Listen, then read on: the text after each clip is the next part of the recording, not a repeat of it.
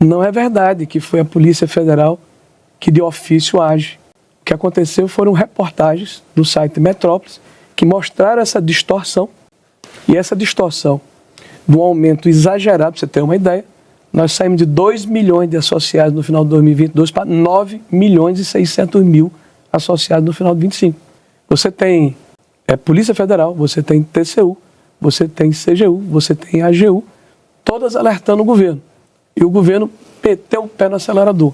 O roubo aumentou mais ainda. E é um roubo hediondo, porque é feito contra pessoas frágeis, hipossuficientes, e tem dificuldade, inclusive, de entender o que está acontecendo com elas. E digo mais, esse roubo começa há mais de 30 anos atrás. É um roubo que só quem teve coragem de se colocar contra ele foi a administração do presidente Bolsonaro. Isso começa quando se muda o sistema do Fundo Rural, em 1988, e em 1991 uma lei, onde já se pegou um jabuti naquela época, o relator da lei foi até o atual vice-presidente Geraldo Alckmin, onde se permitia esse desconto associativista. E quem nadou de braçada nesses 30 anos foi a CONTAG, que é uma entidade ligada à CUT e ao PT e que não está sendo investigada. De 2014 para cá, nós temos 10 bilhões e 600 milhões de descontos associativistas. Só a CONTAG tem 4 bilhões de reais. A entidade ligada ao irmão do Lula tem quase 1 bilhão de reais. Essa CONAFE, que foi denunciada por vocês aqui, tem quase a mesma coisa, mas não está sendo investigada pelo INSS e nem está dentro dessa questão original do AGU. Então, o que nós estamos dizendo é que é necessário, sim, que haja investigação, porque ela está sendo feita de forma seletiva. Do governo quer conter danos. Está tratando de 10, 11 ou 12 entidades, são 41. A gente está falando de 10 bilhões e 600 milhões, o governo está falando de 2 bilhões. É importante saber quem flexibilizou os mecanismos de controle que permitiram esse verdadeiro assalto contra pessoas pobres e humildes há mais de 30 anos. Flexibilização se deu com a ajuda de governo e oposição à época, a partir de 2019 com a MP, que colocava o prazo de revalidação, foi relatada por um governista à época e teve apoio da oposição. Então aí teve uma joint venture dos dois lados que aprovaram e depois derrubaram a revalidação. Mas ele falava da CONTAG. A CONTAG deve ser investigada, senador? Já está sendo investigada. Deixa eu só repor algumas questões. Você mesmo citou, Júlia, que em 2020 houve denúncia, 2019. E, na verdade, naquela época não se apurou nada, não se esclareceu nada. Agora, as pessoas tentam, a oposição tenta, colocar no nosso colo algo que quem estourou o esquema fomos nós. A CONTAG é uma entidade de 60 anos. Eu vou explicar o que está acontecendo. A CGU investiga em função da lei anticorrupção. Nessa lei você tem que ter confirmação de propina, de lavagem de dinheiro para você, porque quando o senador Marinho fala que não está sendo investigada, está sendo investigada. Ela não foi ainda bloqueada seus bens, nem dela, nem da CONAFE, que não tem nenhuma ligação com o PT, ao contrário, tem gente que é ligada ao ex-presidente da República, ou a ABEC, a BIC, que é outra entidade, que é uma das que mais cresceu, e que tem uma figurinha carimbada. Essa empresa para mim é uma empresa, não uma associação de classe. É vinculada ao careca do INSS e é vinculada ao empresário que na época da CPI da Covid estava metido com aquela venda que acabou não sendo feita das vacinas indianas, sei lá o nome como ela é. Então repare, vou insistir com minha tese. Quem estourou o esquema? A Polícia Federal, a CGU, nesse governo. Só lembrando o nosso assinante, senador, porque já havia naquela época, 2019, informações de que tinha desvio com os contratos indevidos, as assinaturas que não existiam. Júlio, você me permite? Permito, só colocando a bola no chão. E aí o relator coloca essa discussão. Aí, e vocês propuseram também na MP... Mas veja, primeiro eu repito a informação que eu dei. Está nos autos do processo da primeira instância. O fato gerador do processo é um e-mail feito pelo Metrópole, trazendo uma reportagem do Metrópole. Então essa foi a denúncia, está nos autos do processo da primeira instância. O governo, pelo contrário, na hora em que viu o que estava acontecendo e recebeu todas as sinalizações que alguma coisa estava errada, meteu o pé na jaca, aumentou o processo. Para vocês terem uma ideia, média mensal de desconto até dezembro de 22, 42 milhões de reais mês. Média mensal de desconto de janeiro de 23 a 24 de setembro de 24, 188 milhões mês. Média mensal de desconto de outubro de 24 a 25, 298 milhões. Qual é a coincidência aqui? Outubro foi justamente quando recebeu as tratativas e os alertas dos órgãos de controle. Ao invés de parar, ele meteu o pé no acelerador. Outra coisa, Júlia, e isso não aconteceu, no nosso período de 2019 a 2020, houve uma diminuição do valor desse desconto associativista. Mas depois aumenta em 20, que era ainda governo de vocês. Não aumentou em 20, desculpe. Depois eu tenho inclusive os gráficos. Diminuiu em 19, diminuiu em 20, diminuiu em 21, de acordo com a questão do NPC, e aumenta em 22. Não, eles fazem mais contratos a partir de 20. Eles começam a assinar mais acordos de cooperação técnica com as associações. 22, os contratos não foi 20, foi 22. A diminuição do valor dos descontos associativos, 19 e 20 é fácil de demonstrar e eu tenho os gráficos para você.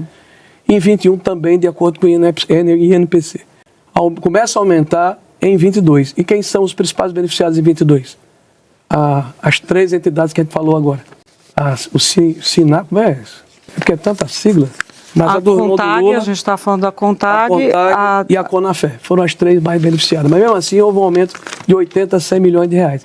A gente está falando de 70 mil reclamações por mês nesses 4 anos. A gente está falando de 1,5 milhão de reclamações. É Sindinap. A do irmão do Lula, a Sindinap. A gente está falando de 1,5 milhão de reclamações por ano na época do PT.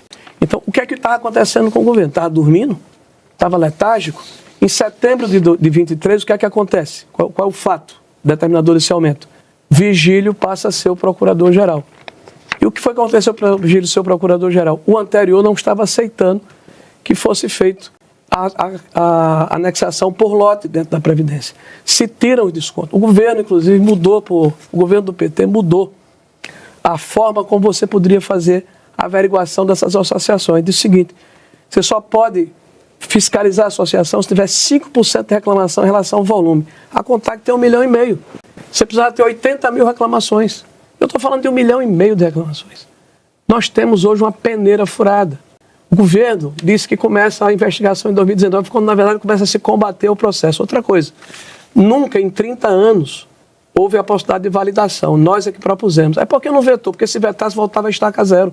Tem 32 ações e emendas feitas por parlamentares do PT, do PDT, contra a validação. E hoje o discurso do governo é que nós é que não queríamos a validação.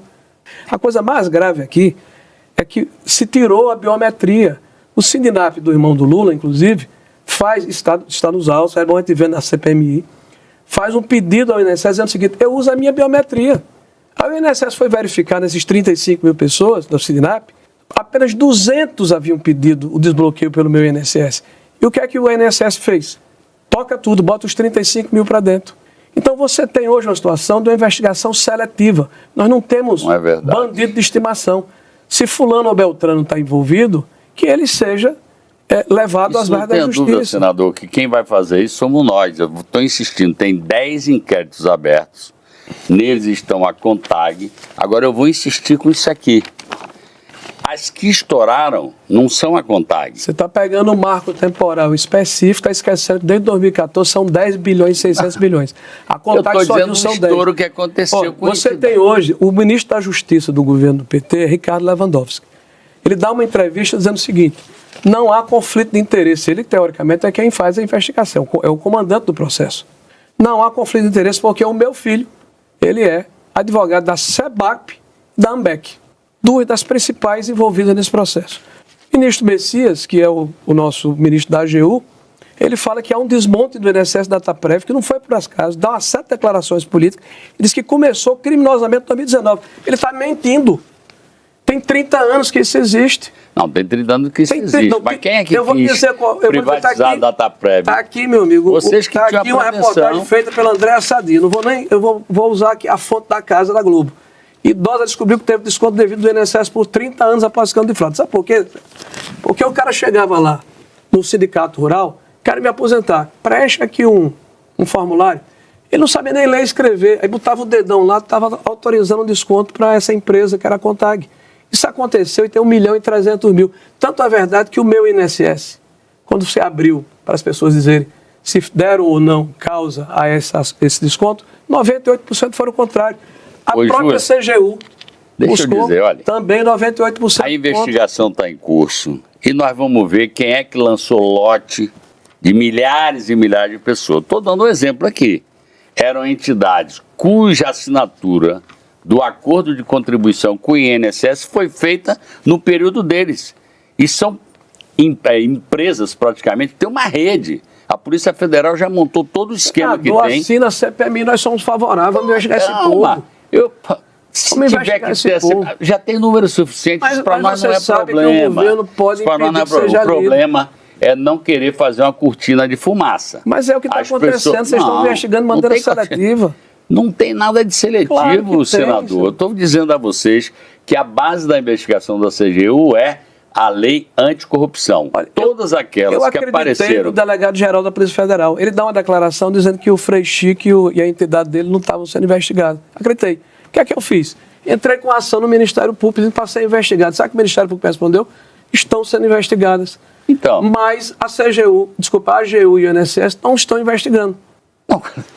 Eu vou repetir, estão investigando. Essa seletividade não A única coisa que o senador Marinho fala de seletividade, que eu vou repetir, essas 4, 2 das quais têm origem no governo anterior e uma de 60 anos, ou o Sindinap, que, na verdade, não, até agora, a Polícia Federal não encontrou nexo causal com a corrupção. Tem desconto criminoso. Aliás, eu acho que é um crime hediondo. Deus, que coisa roubar os pobres, coitados, aposentados. Que coisa mais hedionda, senador.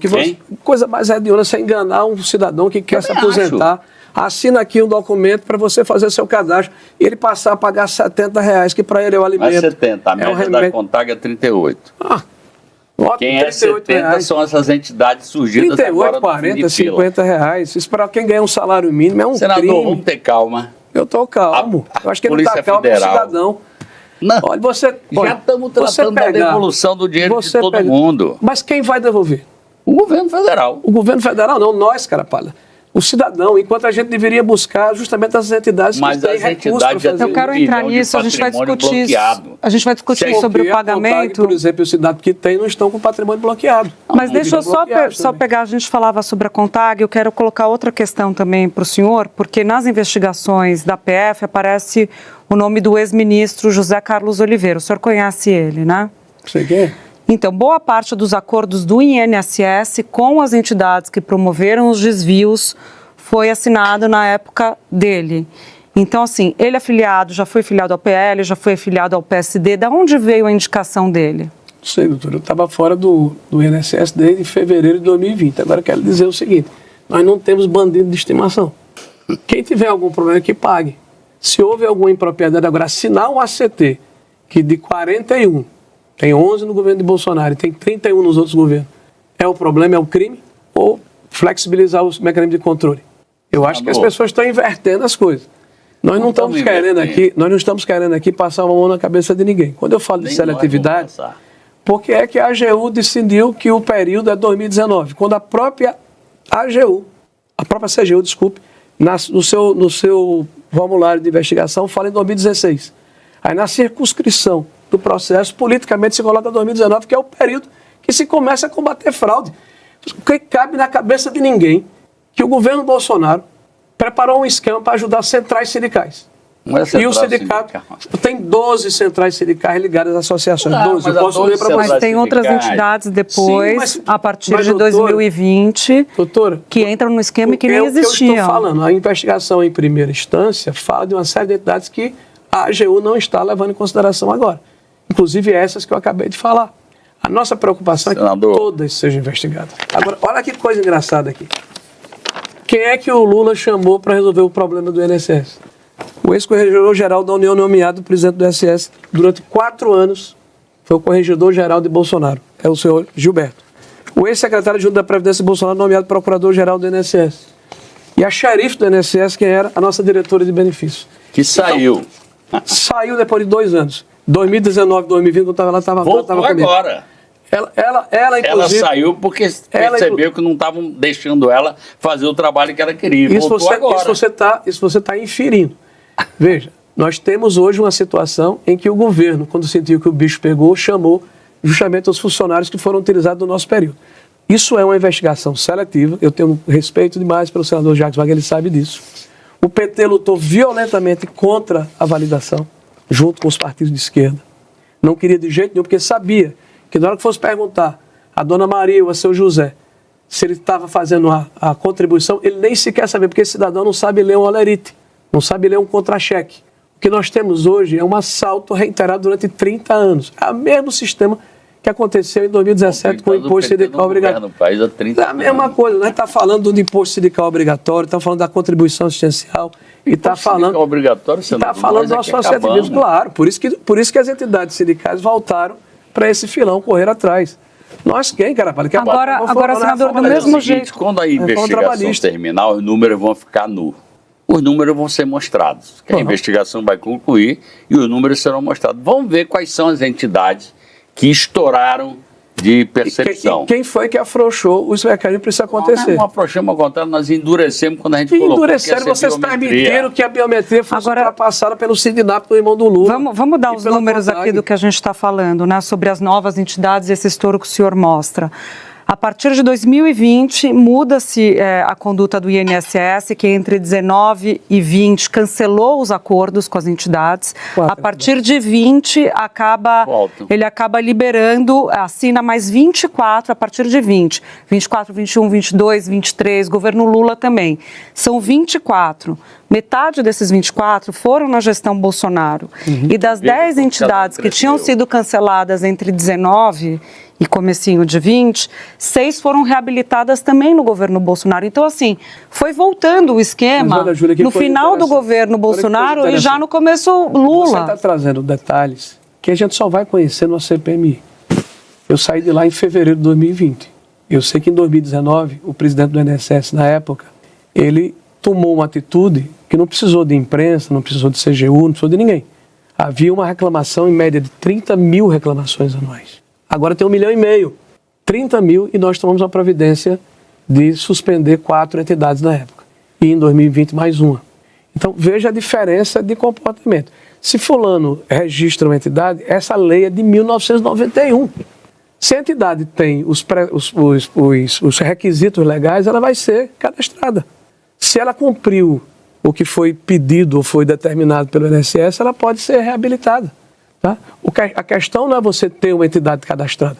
A questão é como você trata os dados que essa entidade está trazendo para colocar no sistema. Aí você tem furo de todo jeito. Né? Você verifica que o processo ele começa a ficar agudo e cresce, e o governo parece que não estava prestando atenção. Se lembre que em abril, quando estourou o problema, o ministro foi lá dizer que não queria tirar o Stefanuto, que era gente boa. Precisou a justiça afastar ele. Isso é verdade. O governo demorou ali, por meio do lucro, para... Porque nós estamos fazendo as investigações, Júlia. Nós não podemos fazer uma coisa leviana e sair acusando todo mundo. Eu vou insistir, porque aquelas que foram habilitadas no nosso governo, elas ao todo movimentaram algo como 230 milhões ao longo desse período. As habilitadas, é óbvio que elas foram habilitadas. Não sei como é que alguém conferiu se aquela era entidade de fachada ou era entidade de verdade. Essas outras, habilitadas no período do governo anterior, movimentaram 2 bilhões e 100 milhões de reais. Olha a diferença. Tem 18 aqui que movimentaram 230 milhões. Tem 11 ou 12 lá que movimentaram 2 bilhões e 100 milhões. Eles ficam o tempo todo usando a CONTAG. A CONTAG tem uma história longa de organização dos trabalhadores rurais, que, como foi dito aqui pelo senador Marinho, muita gente não tem acesso. Então, efetivamente, os sindicatos filiados à CONTAG, Sindicato de Trabalhadores Rurais, é quem iam lá para contribuir. Eu sou da Bahia, fui governador da Bahia. Eu sei a dificuldade que o pessoal do interior tem para poder chegar até se credenciar e pedir a aposentadoria. Então, eu vou repetir, quem investiga de verdade é a Polícia Federal. Em geral, as CPIs, muitas vezes, acabam virando palco de acusações políticas e, na verdade, não se aprofundam. Porque ninguém faz investigação à luz da imprensa, de tudo. A investigação é feita, muitas vezes, com quebra de sigilo bancário, quebra de sigilo telefônico, coisa que é autorizada pela Justiça. Aí que a gente chega aonde o buraco está. A CPMI ou a CPI, se ela tiver que acontecer, por mim pode acontecer. Tem todos esses instrumentos. Hein? Tem todos esses a gente instrumentos. está chegando no final do programa, eu vou fazer uma última pergunta para os dois. Senador Rogério Marinho, o que vocês vão fazer? Qual que é a estratégia para a CPI, de fato, ser instalada? Todo dia a gente está vendo um problema novo aparecendo. A fragilidade da maneira como o PT lidou com esse processo, ou o governo prevaricou, ou o governo foi incompetente. Não é possível você crescer 7 milhões e 600 mil associados em 2 anos e meio e só tomar uma atitude quando a polícia e a justiça diz, olha, vou afastar aqui o presidente do INSS, vou afastar o procurador-geral, e vocês parecem que não estão enxergando. Tem alguma coisa muito podre no reino da Dinamarca.